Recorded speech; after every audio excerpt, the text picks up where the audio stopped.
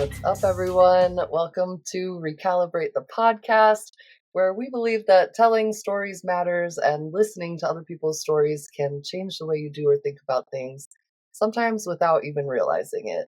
So I'm so excited for today's podcast. This one's been something that Shaelyn and I have been wanting to do for months, and it just feels like the most aligned time for us to record this podcast.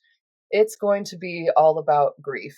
And I know that seems like maybe a scary or heavy topic to people, but Shaelyn really has a way of bringing a lightness and a presence and just like very grounded, embodied approach to grief.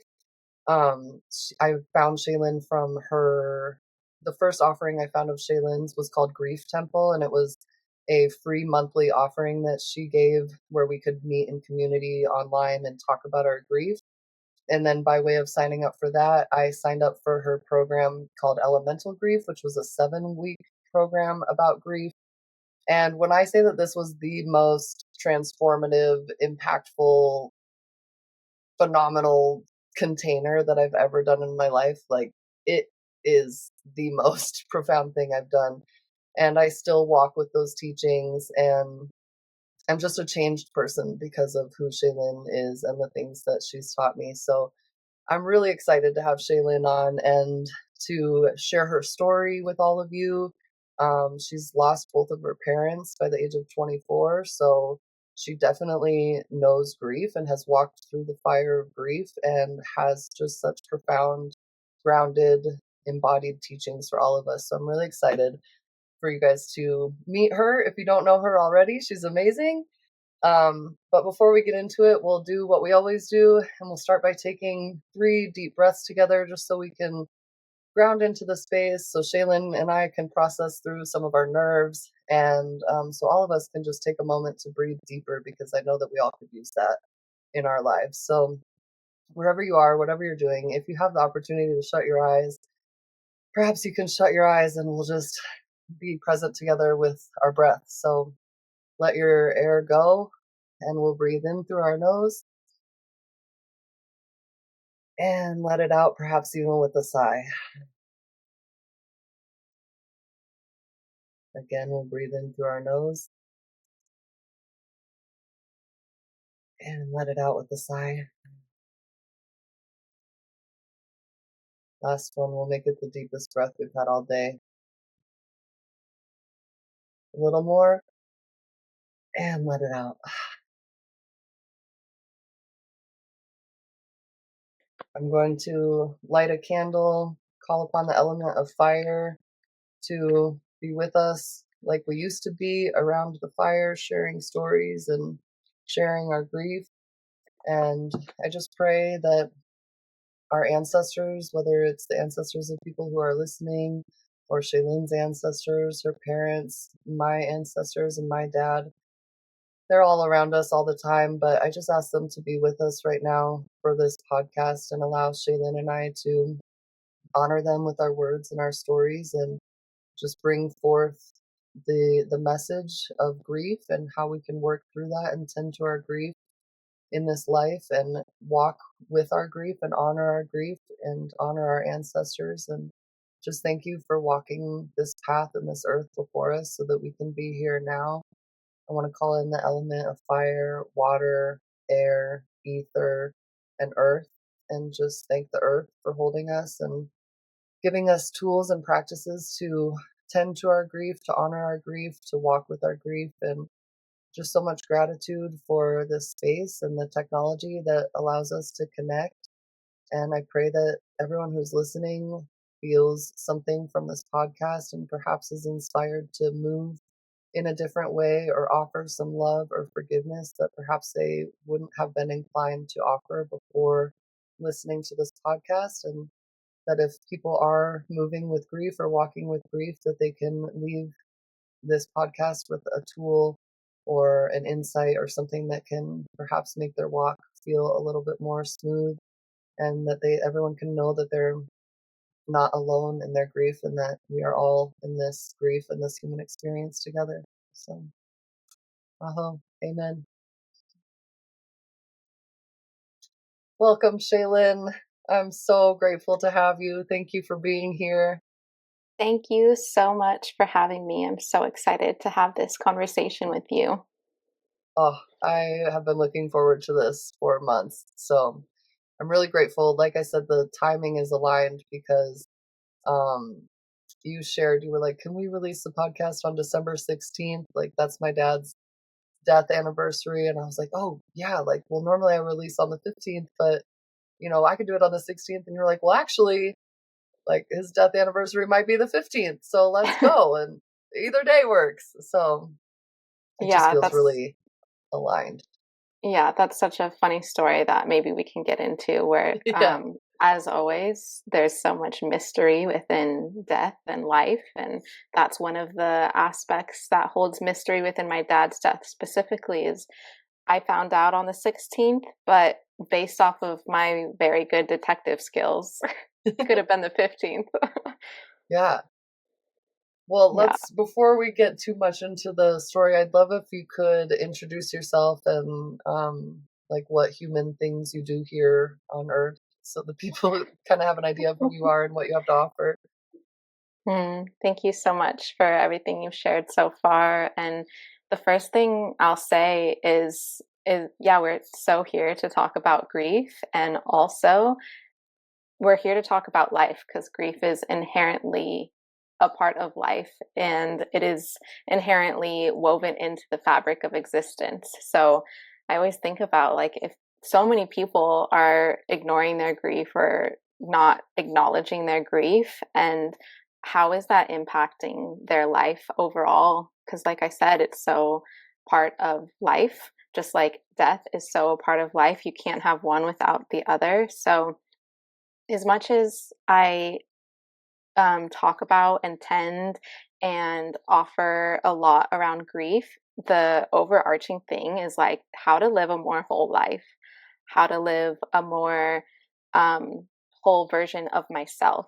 And in doing so, just live more truthfully, live more wholly. So, a lot of what I do in the online space is offering grief work and death work, but that inherently is feeding into how much joy I experience, how much pleasure I experience, how much love I experience. I talk a lot about grief as a lover, and I know that you do too. And um, and recently I've been cooking at retreats, so I'm also a writer and a storyteller, and sometimes that comes through in poems or in actual like written personal essays, but also sometimes that comes through creation, like the poetry that flows through my hands into creation, whether that's making food for people who are on retreats or trainings, or whether that's through any kind of artistic expression like dance. I am loving always to express art and to alchemize these deep experiences of being human into something that makes those bearable, into something that makes those fun and more joyous, and um, expanding our capacity to just be more human and experience more of the full spectrum of life. So that's just a little tidbit of what I do in this human experience. You also make beautiful flower and earth altars and tea That's true. ceremonies, Yes, yes. and you I share funny very, memes. yep, humor, art, all of the things, earth, like deep, deep connection to earth, which I'm sure we'll get more into, has always been a part of my lifeline, but especially in the realm of grief and death. And tea ceremony. So, a lot of what I love to translate and live by is just living life in ceremony, or how can we return to temple living? And I don't literally mean like, let's go all move into a temple together, but what is temple living in this modern age? And how can we hold such reverence in everything that we do in all of our day-to-day things, and how can we live a life that's connecting us more to God or spirit or source or whatever you might resonate with, just like connecting us to something greater than ourselves. Oh yeah. And it's all related, right? Like grief can't be separated, like you said, from these aspects of yourself. Like it's all informing everything that you do. Same with the earth. Mm-hmm. So that's beautiful. What, well, let's just get into it because obviously I feel like people don't really seem to get into grief work unless they've, or death work, unless they've gone through grief or death themselves.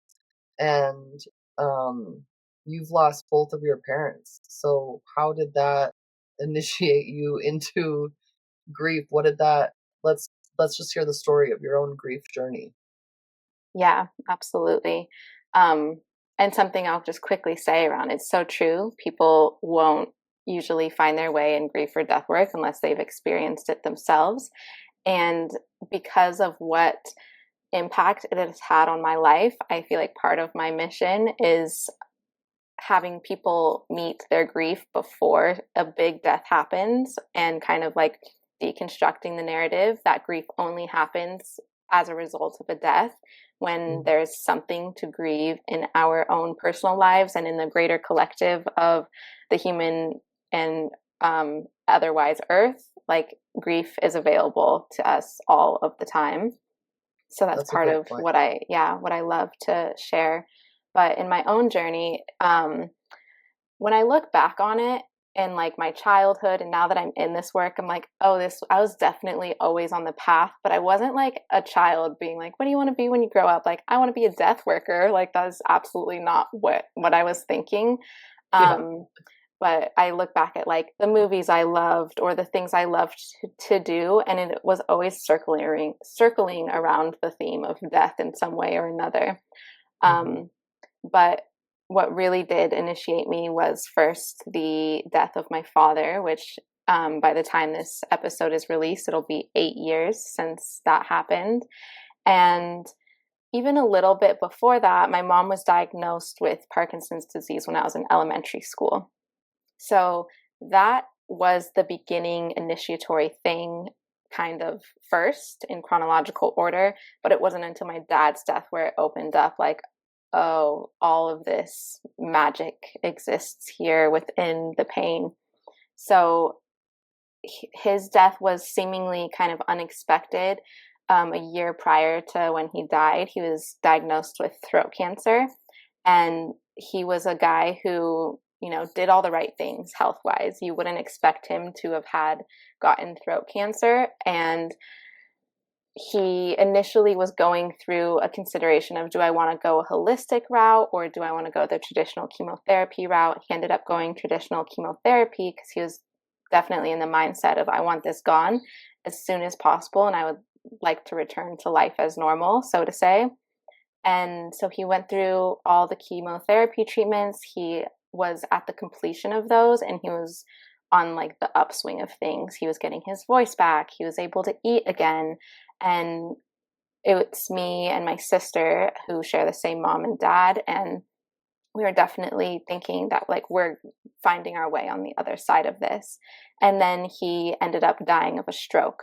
So seemingly quote unquote unrelated on like the paper of things, but of course you don't really go through an experience like that in life and then just like randomly have a stroke. It's all interconnected. So it was seemingly unexpected in the sense that we thought we were like things were getting better. And I was 19 at the time, so I didn't necessarily have adults around me, and my dad himself didn't really think that death was an option from this cancer diagnosis. At the time, his parents were still alive. They were in their 90s, so it was definitely my belief that he'd be living till he was that old. And I just literally did. I look back at it, I'm like, I don't know how I never thought this, but I just did not think death was an option. Like, of Hmm. course, my dad's gonna get cured from this cancer and we're gonna like keep living life.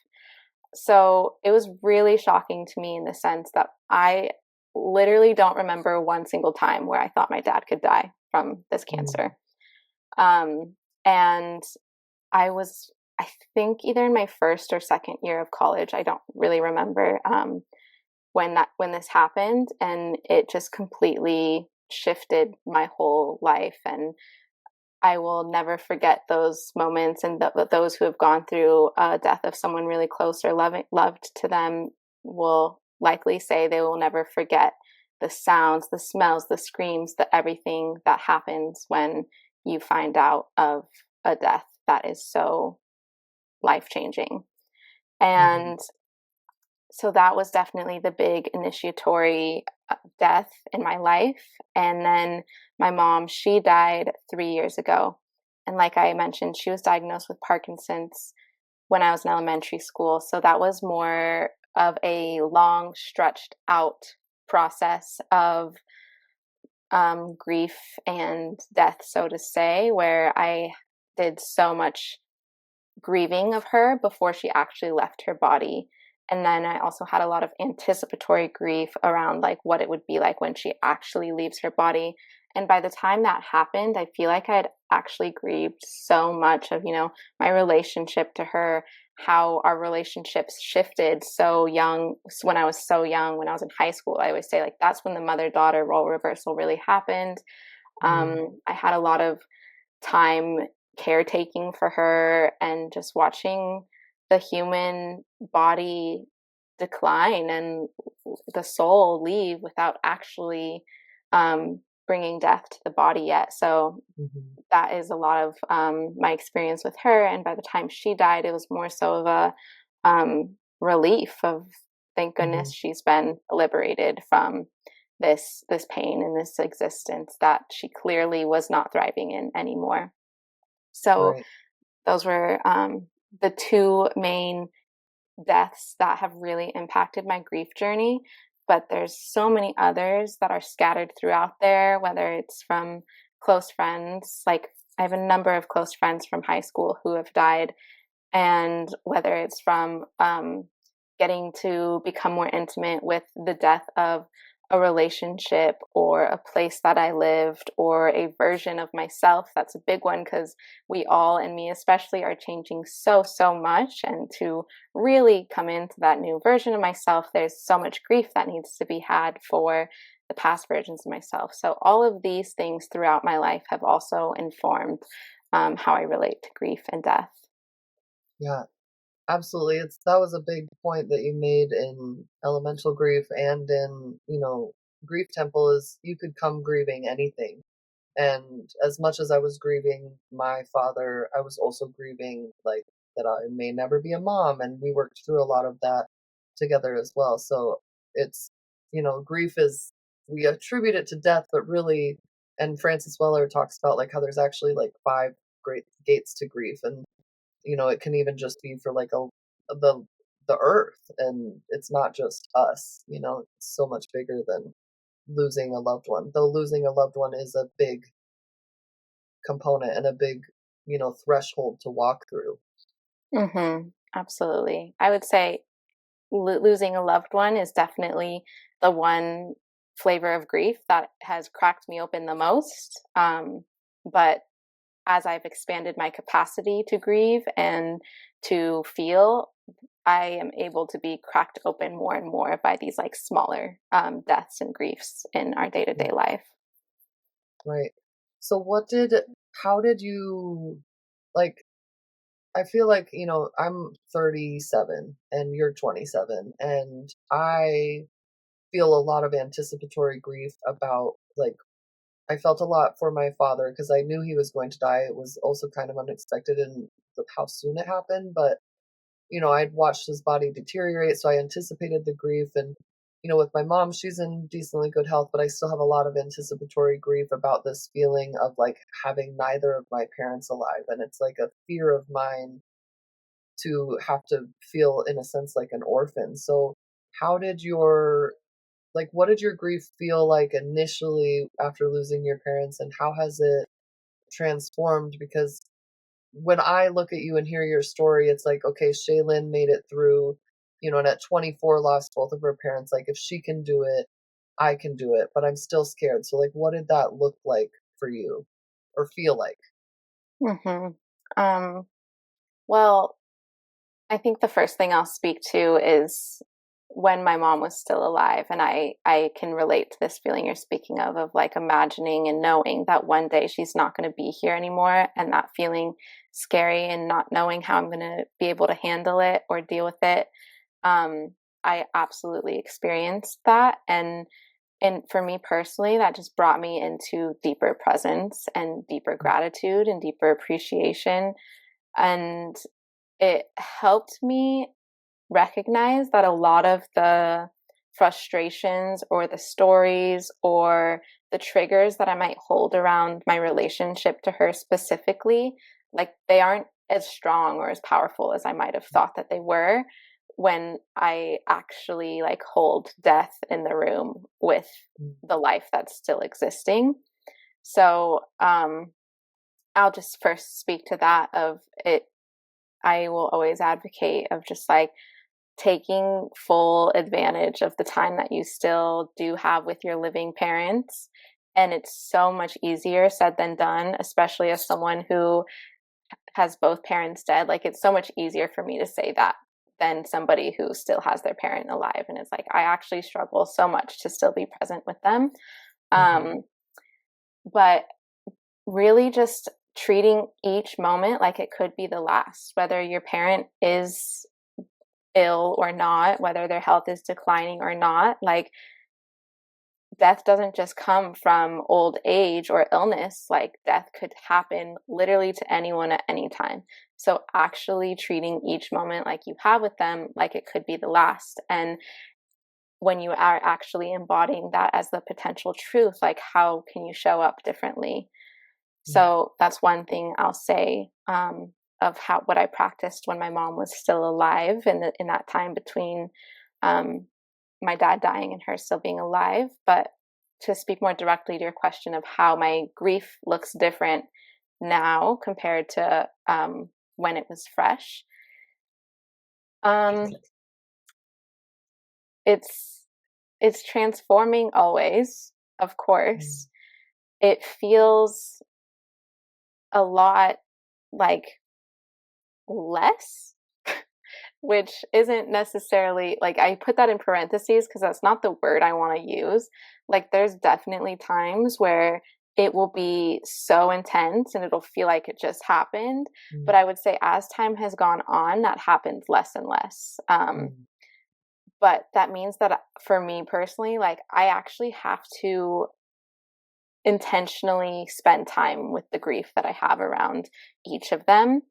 And this goes hand in hand for me of like remembering them and not losing memory or, imprints of them too. Because if I'm just like only tending my grief of them when it comes on super strong, then I feel like I'm like losing them even more in a sense. Where to keep them close in their guidance and their like ancestral wisdom now that they can have with me, um I actually need to be tending that grief intentionally more often. um so a way that I do that is I always have a picture of them on my altar, but it's always shifting too.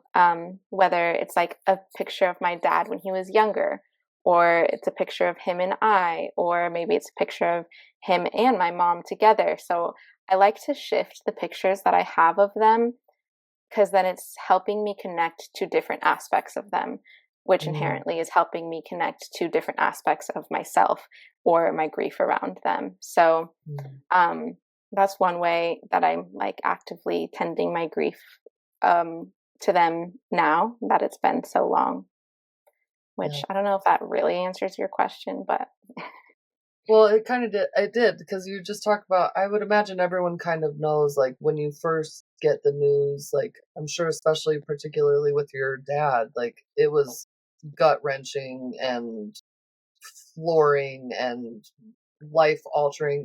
Like you remember where you were, what you were doing, what you were wearing, maybe even like when you got that news, and then it's kind of like you're just in that for a while, and then you kind of come out, but then, like you said, you just get brought back to your knees every so often, um, just like hearing a song in the grocery store or hear whatever it may be that just brings you back to be present with that grief. But then, like, the more that you can also actively tend to your grief, the more it, or the less it, I guess, takes you by surprise, and the more time that passes.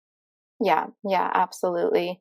Um, I would say something I'll speak to also, which, for me it doesn't feel edgy, but this could be edgy for some people in the realm of life.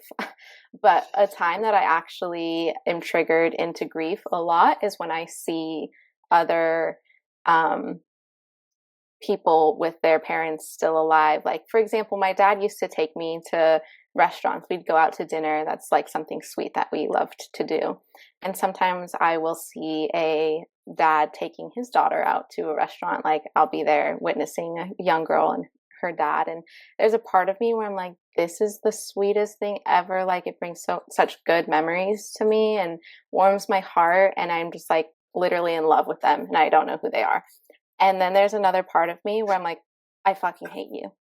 Like, Yeah. I'm like, this pisses me off so much that like I don't get to have this experience anymore. So there's a Hmm. lot of like envy and jealousy that come in as a part of my grief. And I don't suppress that or deem that wrong in any way. So then I have my own ways of moving through that. But I would say now that so much time has passed and maybe um like those moments don't come as often where I'm like brought to my knees. It's like in subtle moments like that.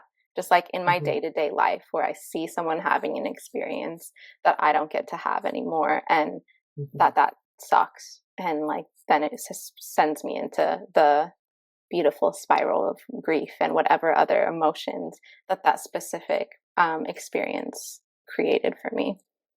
Yeah. I love and appreciate your honesty about that, because it is something I've experienced as well. Like, watching a father walk a friend down the aisle or whatever, I'm like, that's so beautiful. I'm so happy for her. And like, what the fuck? I never get to do that.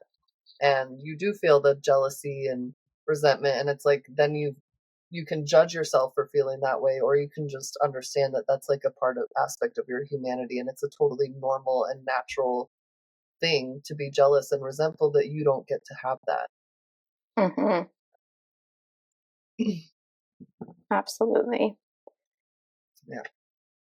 So you mentioned that you tend to your grief actively now, and that's something that we worked through a lot together in um, elemental grief, and also grief temple is a way of working through our grief. So what are some of your, you don't have to give all of elemental grief away, your your program, but what are some things or practices that have helped you be present with your grief, or walk with your grief in a more thoughtful, intentional way?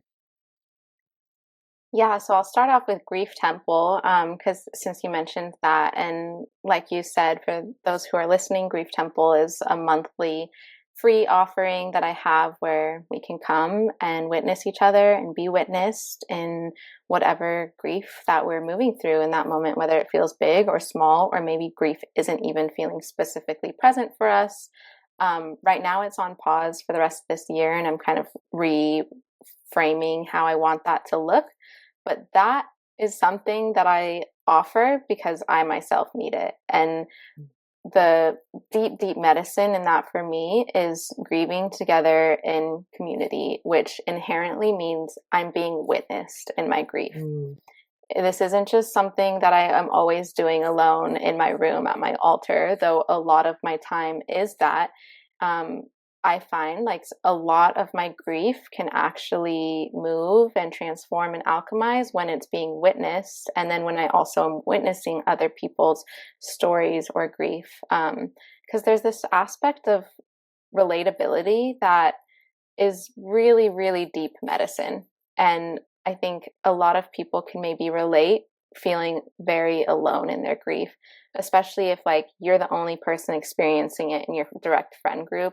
You're at a gathering and you're like, wow, look at all these people having so much fun. Like, I feel like dying inside because I'm so immersed in my grief experience. So, being in a room of others who are experiencing that and or have just experienced that and can see you and know, or can imagine and have compassion for what you're going through is deeply healing for me personally. And um, Grief Temple, I also love because I am such a believer that grief is a community function.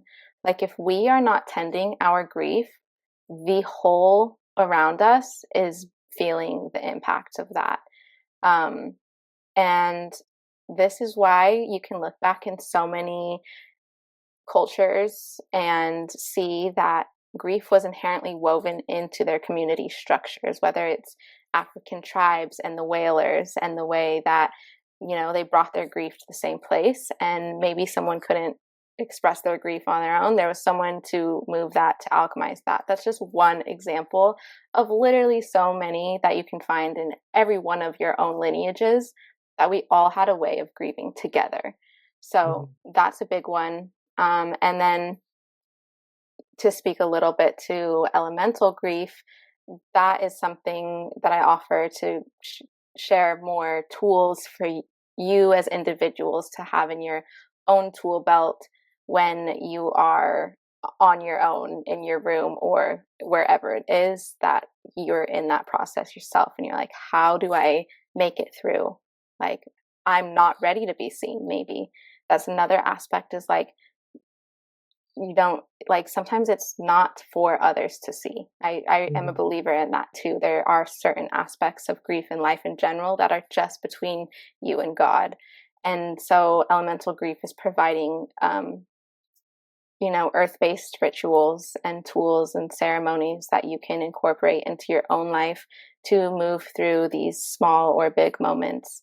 And a lot of what I teach in there too is what the elements themselves have taught me of just the full spectrum that grief is. It's not just sadness, it's not just tears. It is also happiness, it is also gratitude, it's also abundance, pleasure, etc., etc. It's anger, it's frustration. It's so much more than what we are taught, if we're taught anything at all, which we usually are taught nothing. So the elements in the earth give us so much permission to embody and to express the full spectrum of our experience. And the earth and the elements are also a place that we can always take that, and always be with the earth. And even in our aloneness, we can go be with the earth. And that's deeply healing within our grief, too. Yeah, absolutely. And I think I want to, that's all beautiful. And I want to just talk about the part about like storytelling and being in community with grief, because it's something that I really believe in and have noticed shifts in my life. Like, there's such a profound beauty in sharing your grief and being witnessed in that. It's like alchemizes something in you just by telling the same story you've maybe told 100 times, but you're being witnessed in it intentionally by other people.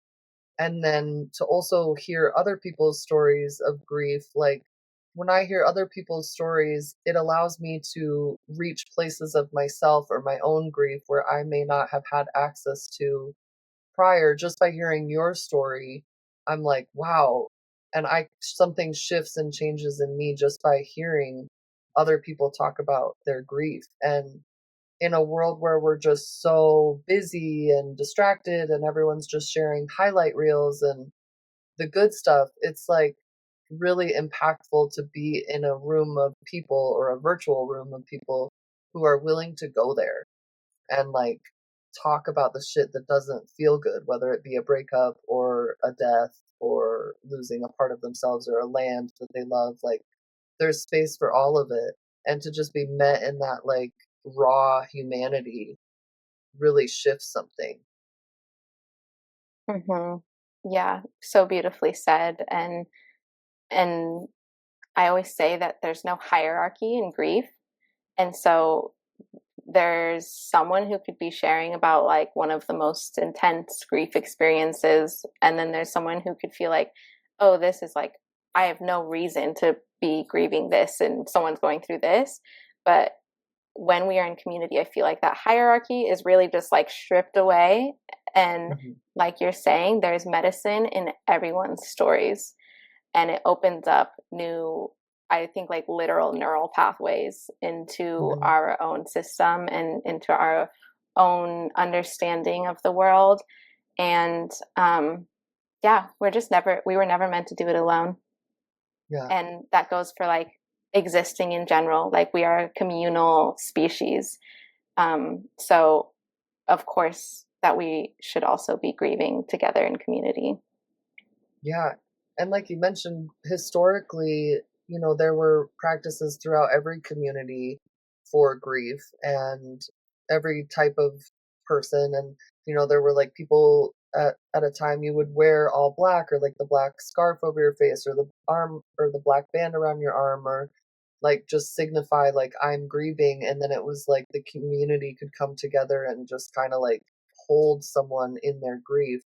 And now it's like, I remember when my dad died, I wanted like a button that was like, I'm grieving, so that people would know, because it feels so like, I felt like I was living in another reality. Like, I'm like, all these people are just like out buying their groceries and living their lives, and they don't know that inside, like, I want to fucking scream because I feel like I'm dying. Like, I don't even know what's real anymore. And so it's like, I just longed for that, like, to be seen in it, really.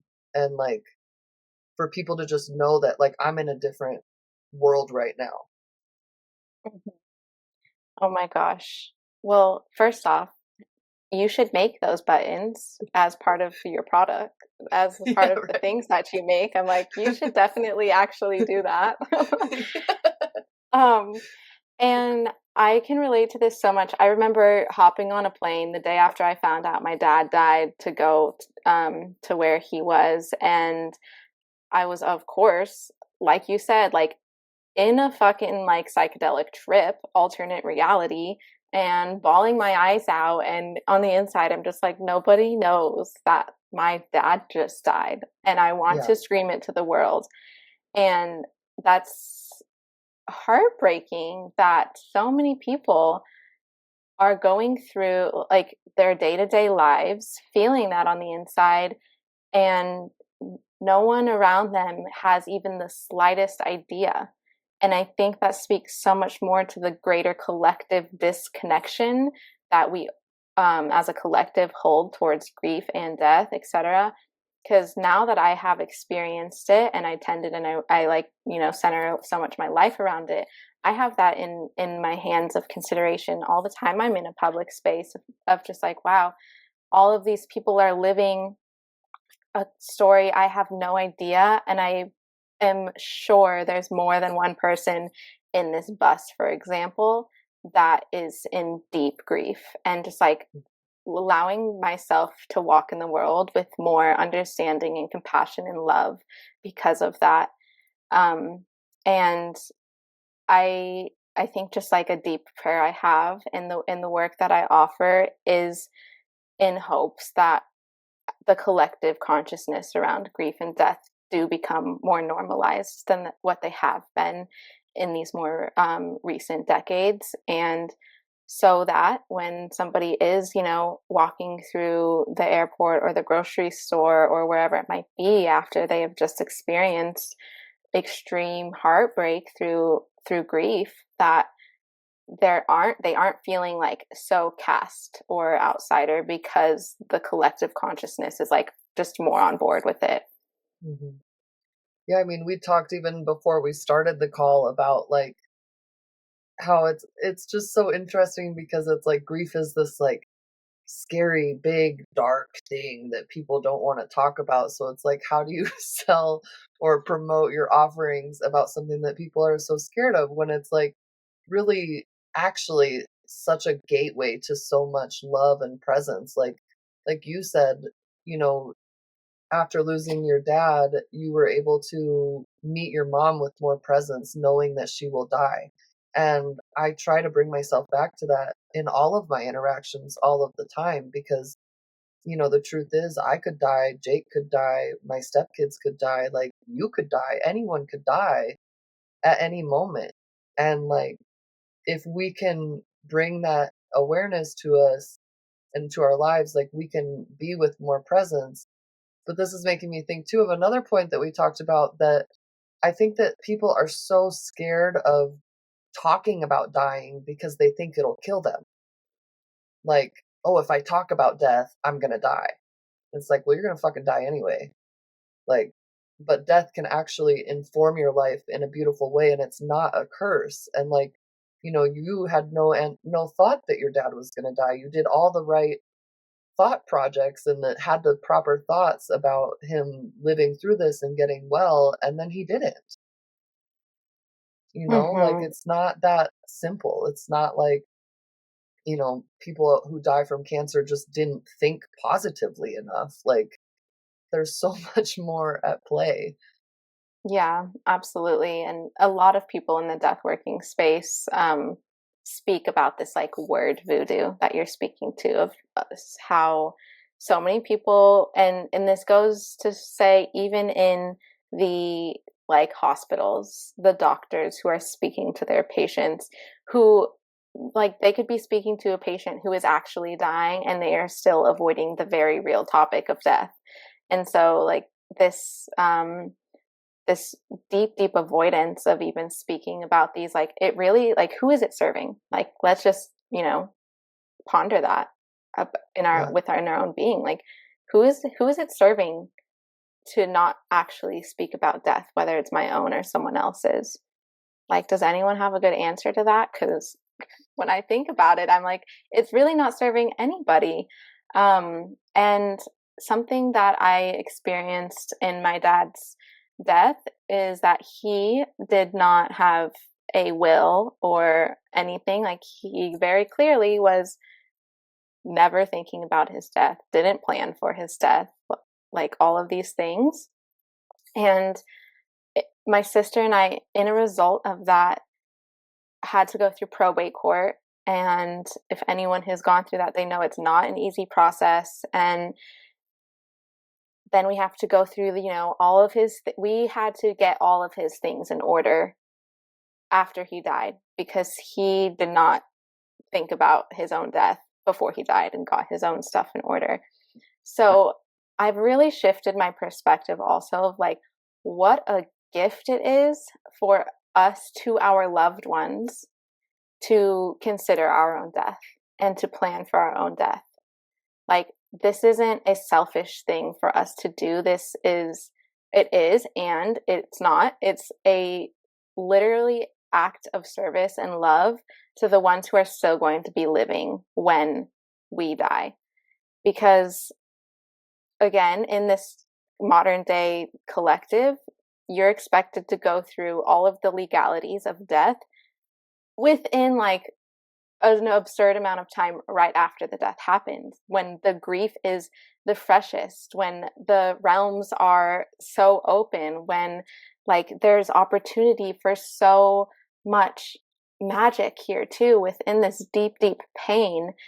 And like, wait, let me just put this on pause because I have to like go to the lawyer's office today and like put in all of this paperwork and like think logically, what? So it's actually insane. And that's because of that experience I had with my dad. That's also a large part of my work is death planning. And I always say there's no time too early to start planning for your death. So I'm only 27 and it's like I have things in order for when I die, and it's not me considering if I die when I'm old. It's me considering if I were to die tomorrow, what do the assets I have now, where are they going to go? What needs to happen if I were to die tomorrow? And so being in constant relationship with our own death, um, as soon as you're ready to begin, I really advocate for as a service to yourself. Like, it just opens up so much more in your own life. And and it's helped me become so much more less attached to things also, where I'm like, I could die tomorrow. Would I, what would I do with this? Would I be sad about not having it? It's like it's helped me release so many things too. So it's a deep service to myself and being in relationship to my own death. And like I am gonna say, just to like put a nail in the coffin here, is it's just a deep service to your loved ones. Yeah. Absolutely. I'm glad you brought that point up because that's something I was raised with. My mom works in the cemetery business and she helps people, pre-plan their funerals before they die. And she's always talking about like how it's the best gift you can give your family to pre-plan like what you want, how you want your service to go, whether you want to be cremated, what you want to happen to your body, where you want to be buried, and then to purchase all of that and have it so that then when your family dies, because you're right, like someone dies and then it's like, oh, you have to go to probate if they don't have a will and deal with all the lawyers and what you're going to do with all their shit. And then you have to instantly, like within like hours, meet or call and figure out where they're going to take the body and what they're going to do with it. And like, then, all these decisions to be made and money to be spent on lawyers or, like funeral costs. And you have to make all of these decisions when you are just like the deepest in your grief. Like, you don't even know what's like, I can barely remember that time frame right after my dad died, but luckily, like, my mom had already, planned my dad's funeral, and we just had to go in and, like, make sure we wanted like, just finalize things, and it was like, we knew what he wanted, he had written papers about it, and so it was all just done. And that's, like, such a huge gift you can give your family to know. Like, I already have because my mom works in this cemetery, like, I already have my funeral plan and what's gonna happen when I die, and I'm 37, and I don't feel like because I have that, I'm going to die a sooner death. Like, I don't think that just because I talk about death on Instagram, I'm going to die tomorrow. I just think that it's part of like why I'm here. Like it's part of my message is to talk about death because not because death is scary, but because it will come for all of us and everyone we love. And the more we can talk about it, the more we can view it as a lover and let it infuse love into our lives. And I think it's a big loving act to prepare for your death, like you said. Mhm. Absolutely. And that's so cool. I didn't know your mom worked in the cemetery business. So I'm like, Yeah. this is all making so much sense. I love it. Yeah, I know when you were like, "I've been this way since a little kid," I'm like, "Same, dude." We were, like, looking at casket books when I'm a kid. I'm like, "I don't like that one." "Oh, ooh, this casket's beautiful." Oh, that's so good. Yeah. And I just also want to say on that note of like thinking about our own death and planning for it, there's could be some people who listen to this or just in life in general are like, I am not a logistical thinker. I am not somebody who plans for like my day tomorrow. Like, and Yeah. planning for my death, like that sounds so out of reach and something that's not in my skill set. And I'm like, okay, lucky for you, the death working field is actually like there and living well. And Yeah, there's people like me and so many others who are there to do those kinds of things with you. And there's so many like emotional and somatic layers that actually need to be moved through first within our living bodies and experiences to then get to the point of even being able to think about our death. So that's also something that I love within this like emerging death working field that I see a lot in the world around me is like it's emotional and somatic work paired with this logistical death working work because like I said there's just so many people who can't even get to the point of even thinking about that without moving through some of these layers that are existing that are preventing them from getting there. And just the whole process, I'm like there's just so much magic here where like I said it helps you live a more whole life, like where you're more yourself, you're just like actually living living like a better life because you're considering Mm. death.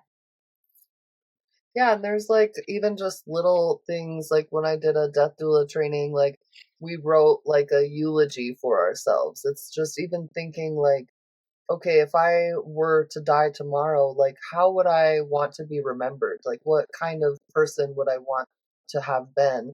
And you can like think about that future minded, and then that informs how you move in today. Like, if I want to be someone who always made people around me laugh and feel love, then I can anchor that back into this moment and work on being more loving and funny, like today. Because you're not going to be that unless you do it today. And you also, it's helpful to have like an idea of your life, like the story arc of your life. Hmm. Yeah, such a good point. It's such a powerful practice. Yeah, and everyone's got to start somewhere, but there's so many resources and tools and workshops and courses and free resources and things that you can find online to help you start accepting your own death and then taking steps to prepare for your loved ones and your family and what kind of legacy you want to leave. Hmm. Yeah. Yeah. Another conversation I have with people close to me too is like, okay, we do all the death plan, like we do all the death planning for ourselves. And part of the gift that our loved ones get to receive is that they then go into their own grief rituals. So to like circle back around to how to be with grief and grief ritual and things like that, it's like part of our imagining what it can look like after we die. It is not only about our bodies and the service and all of the things, but it's like, how do we want our loved ones to be grieving us? Like, how do I want to be grieved? And Mhm. um, as you build a personal relationship to your own grief more and you have your own ways of moving through grief, that can come into more like vision and fruition of like, how do I myself want to be grieved when I die, and like what are my wishes for my loved ones to do within their own grief process and ritual. And are there other people who like I want to be circled around the the honoring of my life and the grief of it in the days after. So that's another aspect of just like tending our own grief in our living life, of then imagining what that can look like for our loved ones afterwards too. Right. And by like us being willing to do the things to help us in our grief, it allows us to think, because the truth is, like, people who love us will feel deep grief and sorrow when we're gone. So if we can, like help inform maybe how they can grieve, because like, oh, I know that when my dad died, I sat and had a glass of wine with him, and then it felt like he was there showing up magic for me. Like, I can then invite my loved ones, like, after I die, I would love if you made us a cup of tea. And oh god, I'm gonna cry.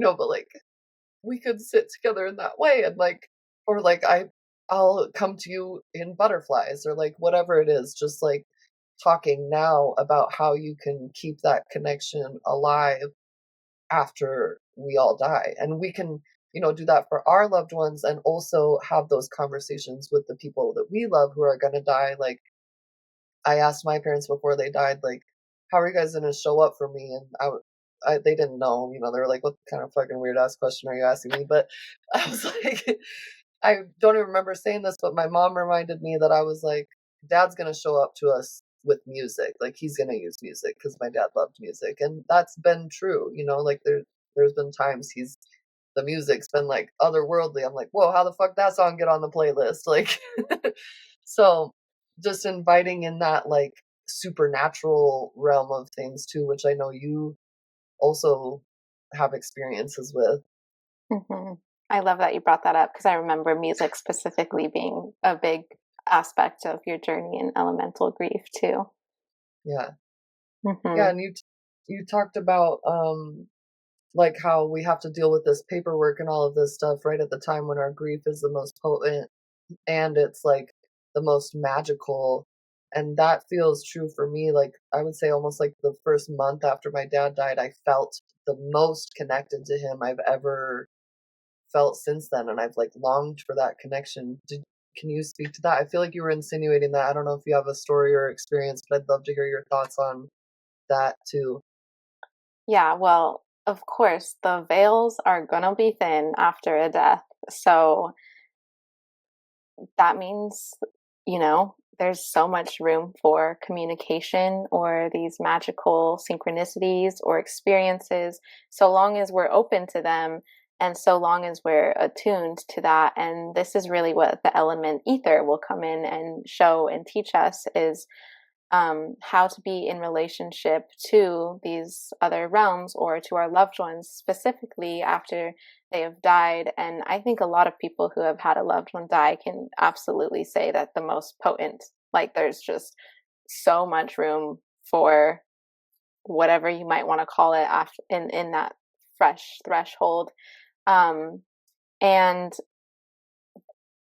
I will like preach this till the day I die is like all of these things are things that need to be practiced. So our grief is something that needs to be practiced so that when these big moments come, like we're maybe we're less likely to feel like we're drowning in it because we have been practicing little griefs in our day to day. So same thing goes for like the communication or the connection in this ethereal realm after someone dies. It's like if we're practicing this more in our day to day life, then in that time, it's like I know exactly what to do, or I know exactly what kind of practices, or I'm just like open, I'm porous for this communication and this connection to come in. Um, and I'll say it like similar to you. I think it was most potent when my dad first died. Um, but now it's like happens not so often. And I don't think that says more about us than it says about them. Like it's not that our skills have like lessened or that we're not as open or blah blah blah. I think a lot and I've had moments of it. I think a lot of us can get into maybe like guilt of like, oh, I'm not connecting with them as much anymore. I'm like gonna say it again. I think this says more about them than it does us. Like we have Mhm. no idea where they're going or what they're doing, or we can have beliefs about what happens when we get to the other side. But I like genuinely believe it's like they also have a timeline and a like way of moving on. In fact, they're way less attached likely now that they're not in their body. So of course they're going to become more distant. They're not attached to this life they were just living in this dense body. Um, Yeah. and so, yeah, I don't necessarily have really potent moments of connection anymore, but sometimes they do come in, but they're like more subtle. So I have to be more attuned to them and open to them and more intentional about them. Like there's some times where I'm like, might be grieving a lot or just like really missing one of them a lot. And I just like, I ask, I send a prayer. I'm like, I need a sign. And like you said, if you've communicated with your loved ones, maybe it's a very clear, like, I need a red balloon or whatever it might be. Or Mhm. it's just like, I didn't have that conversation. I don't know, but it's still putting that intention in that prayer out. And then like something can happen. And I was just talking to my sister the other day. I feel like my connection to my dad when he died was so much stronger than my connection to my mom. Like, I didn't Mhm. really have a period of time where the communication or the synchronicities or the things were like going off after she died. And that's, I think, in partly because so much of her soul had already moved on before it fully left her body. Um, like I feel like I almost even connected with her more when she was still in body, like on a ethereal level, than when she left body. I think by the time she left body, she's like, I am out of here. So Mhm. it wasn't as potent with my mom, but even just the other day, I had like spoken the conversation that I had remembered with my mom. I told my sister about it. And then we were visiting family, and somebody said the same exact thing that my mom said. And I looked Mhm. at my sister and I was just like, whoa, like my mom is here. So like I Yeah. barely have those moments, especially with my mom, but they come in every now and again. Yeah. And they're always, I feel like the more open you are, like I said, music with my dad, but he's showed up in all sorts of unique ways. And it's like for me, I just can't think too much about it. Like, I don't try to explain it or justify it or, like, if people think I'm fucking nuts for thinking my dead dad talks to me through this weird thing that happens, like, I don't care. It's just for me. And if I believe that that's coming from my dad and it brings me peace, then like I'm gonna just move forward with that. Like I don't need much more evidence than that. But I have had like many synchronicities or times where it's just like this is this is otherworldly. This isn't me. This is Hmm. him or Yeah, whatever. and I love this point you brought up around like some people might think I'm crazy, and I think you've heard me say this before where I'm like, this is the kind of stuff that like they literally would send us away into insane asylums. And thankfully we're not in that time anymore. And also like I personally have a lot more fun when I'm like doing insane things. So yeah, there's so much in the collective narrative and conditioning that like once we peel that back, so much becomes available. But I just highly encourage everyone to like do the crazy thing, do the insane thing, because it actually opens us up to more magic and possibility and more of like actual reality other than this like fabricated reality. Totally. Like you told me one of our assignments in elemental grief was to like prepare a meal or have a beverage and share it with our loved ones. And like my dad loved wine, so it was like the first thing that came in my mind. I was like, this guy probably wants some wine. Like, I'll have some wine. So I poured him half a glass of wine, and or like, like poured us each a glass of wine, got us each some chocolate, and then I just sat in this room and like talked to him like out loud. And like, I would look like a fucking insane person. But like, by way of me doing that, like, I just told the story in my last podcast, but like I put on this playlist and all of a sudden I'm listening to like the Beatles and the Beach Boys and like Sade and all these, mainstream artists. And then suddenly like an Icaro comes on. And I was like, what the fuck? Like, how did this get on this playlist? I had no recollect. I mean, obviously I added it at some point by mistake, but like I had no recollection, had never heard it. And like just the divine nature that I'm like sitting talking out loud, drinking wine with my dead dad. And then in that moment, this song comes on. I was just like, you can't fucking make this shit up. Like, and it never would have happened had I not invited my dad into that moment and like had that experience, Like, it just was mad. Like, I was like, this is fucking magic, dude. Like, I don't care what people think. This is too cool. It's So, too cool. And yeah, and like having experiences like that just make us that much more open to like life in general. And when we just yeah, like have the magical synchronicities that like, again, to tap us into something greater than ourselves, I think that's just what life is all about. Like it's not about our individual self as much as it is. It's like both and, but it's like whether it's grieving in community together, whether it's tapping into our ancestors who have passed on, like there's always something available to us that's greater than ourselves. And for me personally, that's what's always helped me keep going in the moments that are really fucking hard where I don't think I'm gonna be able to keep going. yeah, for sure. It's all about community. And there's always, I mean, I've had so many experiences of synchronicities too, like you said, where someone shares in, like we're talking about the burial ceremony. I'm like, fuck, I gotta bury my dad's crystal. And then you're 2 seconds later, like, I buried my dad's crystal. And I was like, fuck, like, now I really gotta bury this crystal, damn it. So, like, it's just when you open yourself up to these experiences and these conversations and you invite it in, like, at least in my experience, the synchronicity and the signs, they show up. And maybe not always, like there's some days I'm like, please give me a sign, and like nothing happens, but like there's also other times that something magical happens. Mm-hmm. Yeah, and to speak to what you just said of like, yeah, sometimes we ask and like there's no sign, and then I think about that in myself. I'm like, sometimes people send me a text and I won't reply for weeks. Like I do it too, so of course they're probably like they're busy up there. Like sometimes like just to lessen the expectation of like when that sign is going to come, and just to like remain open, period. Not like I'm only Mhm. going to be open for these 2 days. Like Right. I'm open in life. And the more we like practice these things, the more open and attuned that we are. Like maybe there's actually a lot of synchronicities that are passing us that we are so distracted we miss them. But just allowing ourselves to be open in general, and like receiving that sign three Right. weeks later and being like, wow, like that's still Mhm. being able to connect us to that magic. Totally. So just out of curiosity, just for the fun of it, what do you think happens when you die, Shaylin? What do you think they're doing? Do you think they live on? Do you like what do you think?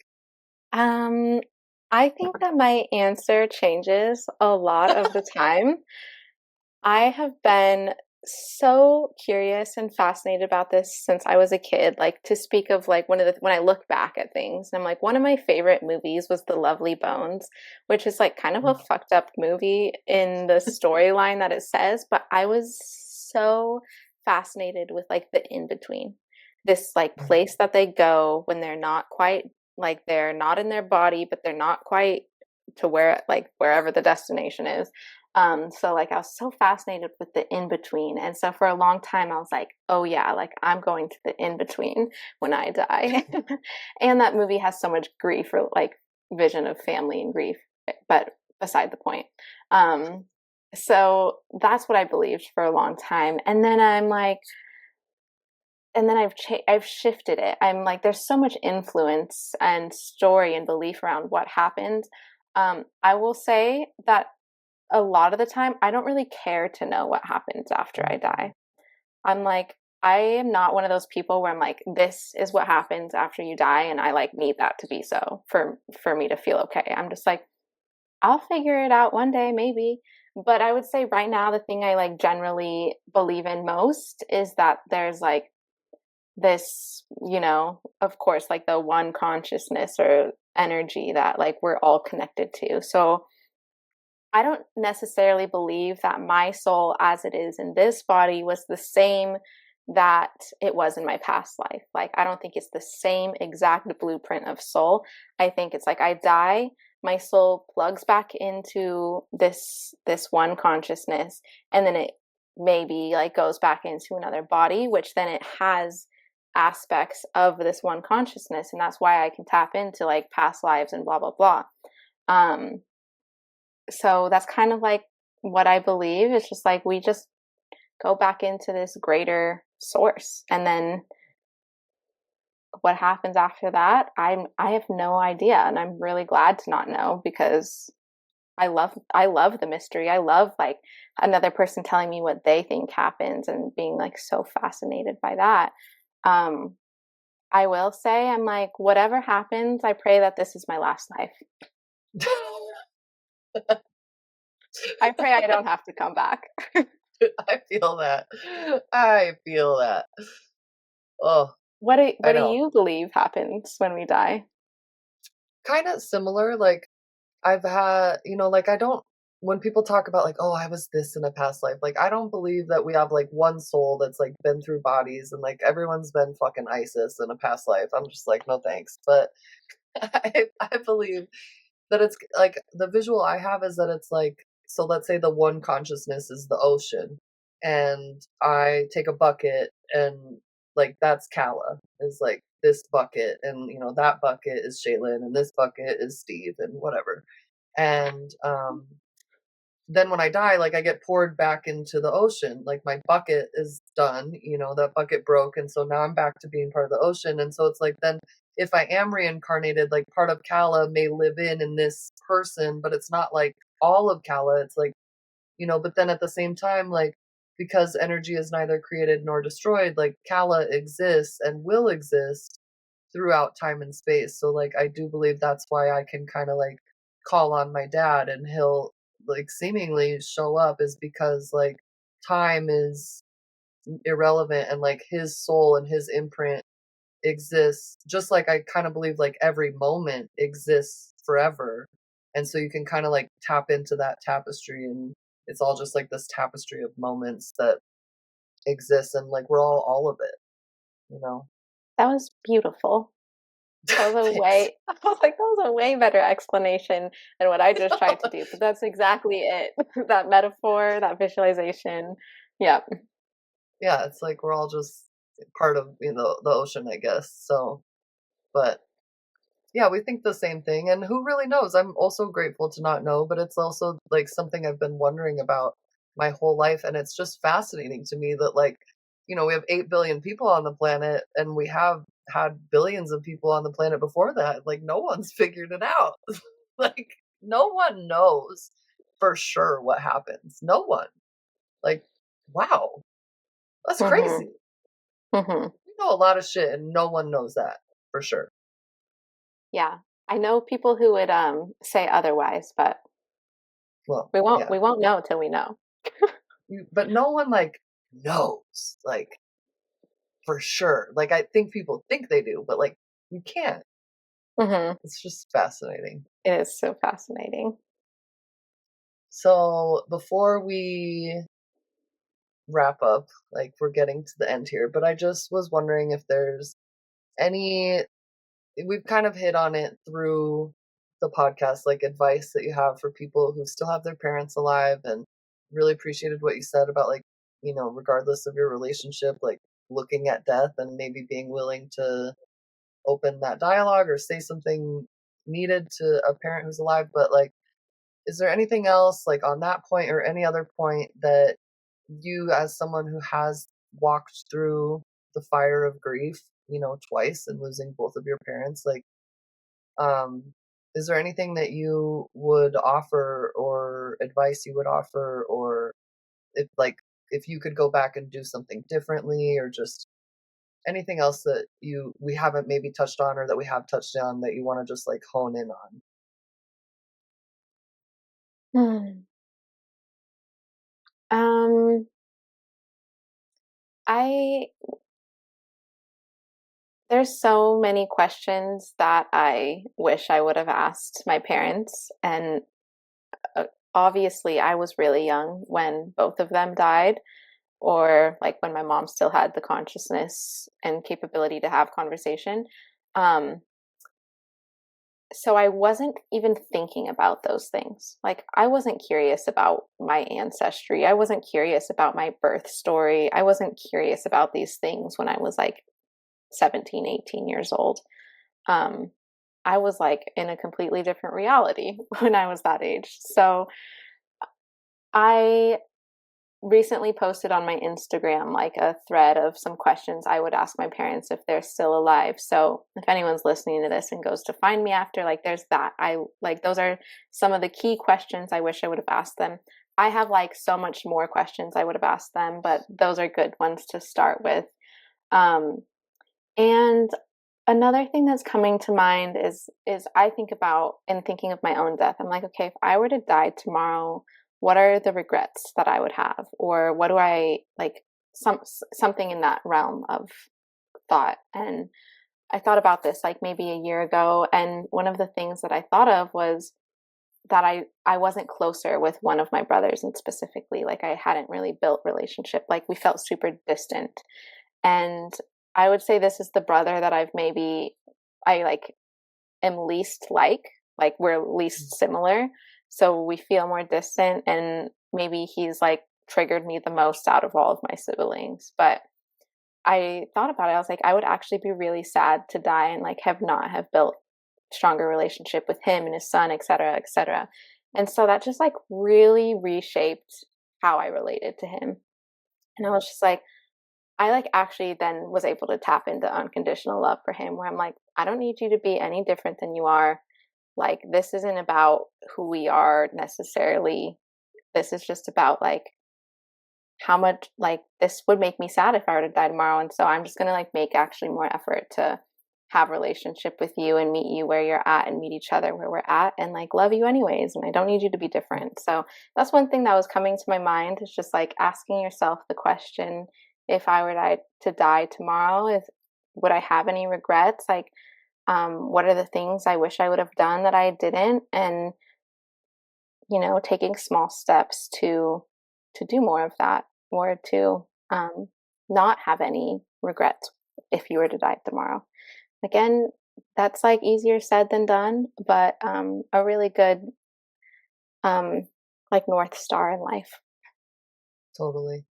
Yeah, and I mean, I just talked about this in the last podcast I recorded by myself. Like, everyone's relationship with their family is different, and I can't say that everyone should have a relationship with their parents or their brother or whatever, but like, if you can just think and remember that these people that you may hate are going to die, and death is the most final thing I've ever felt. Like, I've never experienced anything that was so final.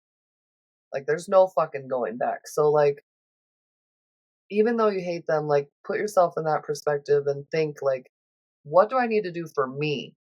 Like, maybe not for them, but what do I need to do for me so that I don't have regret when they die? And so it's like, your brother may never love you the same way that you are offering him that love. But if he or you were to die, you will be able to die, or grieve, knowing that you did what you needed to do to be at peace. Hmm. Yeah, So, um, I love that, and just reminds me and like brings it back to self responsibility of we really can't be in control of anything except for ourselves, and that's a great privilege and a challenge that we get to have in this human experience. And that's the practice, is how much self responsibility can we take for our own lives and our own deaths and all of the things. mhm. Yeah. Oh, Shaylin, well, this has been great. And I'm just so grateful for your willingness to be open and talk about things that are, you know, deemed hard or taboo or whatever. I feel so good after having this conversation. And I really hope everyone listening does too, got something out of it. And I can't imagine that they won't. Like, there's so much goodness in this podcast. I am just so grateful. Thank So, you so much for having me. And I really do hope that if you listen, you got something out of this, because I know we went in so many different directions and realms. But yeah, just to really like hone in on something that you just said, of like feeling so good after we have these kinds of conversations, is like that is time and time again my experience. Like, I love death and grief because it makes me feel so much more alive and connected to joy and my essence and all of the things. So, more of that. yeah, absolutely. And if you want more of that when you're listening, I will share Shaylyn's like Instagram, all of her contact information so you can follow her. She's shares like funny memes. She shares about Grief Temple, Elemental Grief. She shares her beautiful earth altars, tea ceremonies, food she's cooking. Just a whole ass person on the internet with a lot of wisdom and beauty to share. So it's been a joy to follow her. And I imagine if you're listening to this, you will also get something out of following her. And you'll want to be in the know of when her offerings come back, because they will, or they must. I will, Shaylin. Yes, They come must, come be in the know. because they'll be back. And yeah, I just want to sing your praises also. Thank you so much for having me on this podcast, and just all the amazing people that you do to share their stories, and for you to talk about all of the things that you do, and to just normalize these, like you said, uncomfortable or taboo topics. I know you do just such beautiful work in your life, and you forever, I'm like, Calla was the dream participant in my program, and in when she comes to Grief Temple. Like, so just so much gratitude for you and the way that you've shared my work. Oh, thanks, sis. I'm a different person for having gone through your container or whatever, your offerings, and I really walk with grief differently. And I also incorporate a lot of what you taught us, like, in my day-to-day life, and I get to share that with other people too. So, like, my stepkids even, and like, I'm different because of it. So thank you. Yay. It's so sweet. Oh, I love you. This has been great. Thank you so much, everyone, for listening, and just really appreciate you guys being here, and appreciate you too, Shaelyn. Shaelyn, I love you all. Thank you. Love you.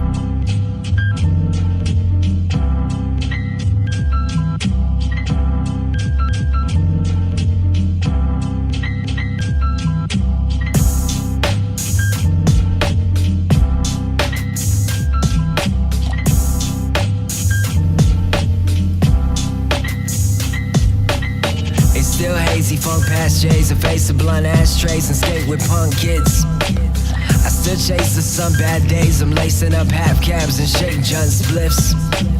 Whatever happened to rap, it should rest in peace to Mac, and I'm here to raise it from the dead. Cause drugs ain't cool, kid, plug you with that new shit. Turn water to wine and break bread. And if I said this all the future, would you trust I told the truth, or would you run away and tell my whole fan base? Cause sooner or later, kid, they'll take your human nature and they'll burn you at the stakes while the band plays. So, in the last words, better speak up now. I said, why do birds sing? What's a king without a crown? They all stood in silence while they listened to the sound of a madman reason with the demons he found. You can't lock up ideas, we don't even exist. I just live through the speakers and the beats that we kick. Is this forbidden fruit from the Garden of Eden? Is it freedom of speech, or am I speaking for freedom?